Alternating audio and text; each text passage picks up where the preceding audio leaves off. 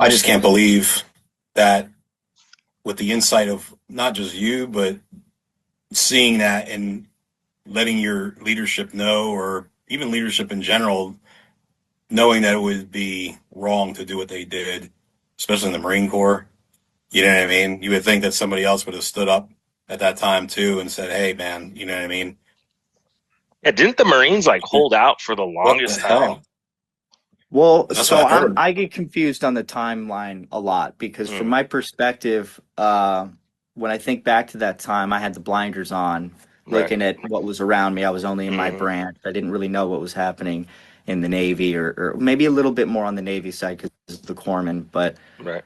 it would have been the same kind of decisions that were being made by the Marine Corps at that point. But as far as the Army and the Air Force go, I had no reference point until after, several years after I got out and I saw Lance Castle's video. Mm, That really put it in perspective for me. So I wasn't treated nearly anything like that.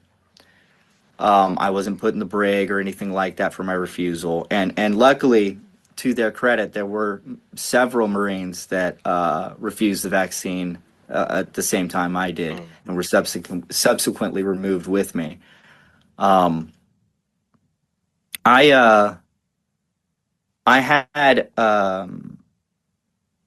a lot of personality issues with individuals within my command, and part of that may have been my fault for being a little strong on certain things, but largely, I used to get told in 29 Palms, where I got my start, the emphasis was training. Mhm. That was all we did. That was the only thing that mattered when we went to the range. When we went to range 500, that was supposed to be like our Super Bowl. Qualifying crews to make mission to, have full platoons and companies of LAVs to go to Okinawa or wherever. For us, it was Okinawa, Korea, and stuff like that. But for at the drop of a hat, for us, we could be anywhere. Yeah. Yeah, we did the And same that was thing over always here at Bragg, right? So right. you got the quick reaction force, or the worldwide deployment within 8 hours.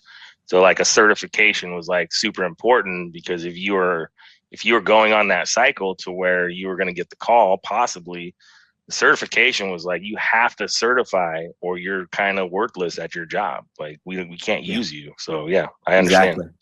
Yeah, exactly. And for us, so third LAR specific, there's a light armored reconnaissance battalion for every active base, or every division, I should say, that the Marine Corps has. There's one for First Marine Division in Camp Pendleton, Second Marine Division in Camp Lejeune, and Third Marine Division is actually for the uh, Indo-Pacific, PACOM. Mm, But we can't. So it's headquarters in Okinawa, but we don't have the facilities to accommodate a battalion's worth of LAVs. We don't go to Australia like that. They rumored it, but we don't.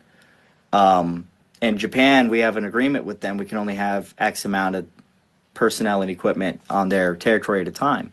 mm, So to fix that, they're based in 29 Palms, but a company of them will be deployed UDP style, or on the MEU for that part of the world at all times. So there's always one forward deployed, quote unquote. There's always one in workup status, and there's always one coming kind of on the silly season to facilitate everything mm, while training's going on. So we were constantly on this cycle always. I went to Japan 3 times, and that was the emphasis, making missions so we could do this, because from there we could go anywhere. And that was the mm, idea. So to go from that to Lejeune, where they don't have that in LAR, they don't have that constant deployment. They're constantly having to scheme and prove their necessity to the BLT commander. And if he thinks that the tow gunners with a couple of Humvees can do a better job than we can because we can't articulate ourselves the right way, then he's going to give it to them. So it's very political, and mm, who knows who and how to grease what, you know, to get a position on a deployment like that. So I went from a place that was training emphasized all the time. That's the only thing that matters.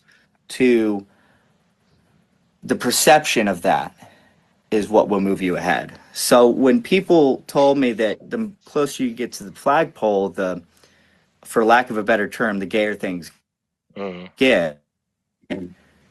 Talking about, boot blousings and the little things, an eighth of an inch, okay, I'll get yelled at for having problems, that's not what they meant at all. That's the place where career driven people go to step on others on their way to the Pentagon or wherever, contracting job because of who they know and not what they know, or something like that.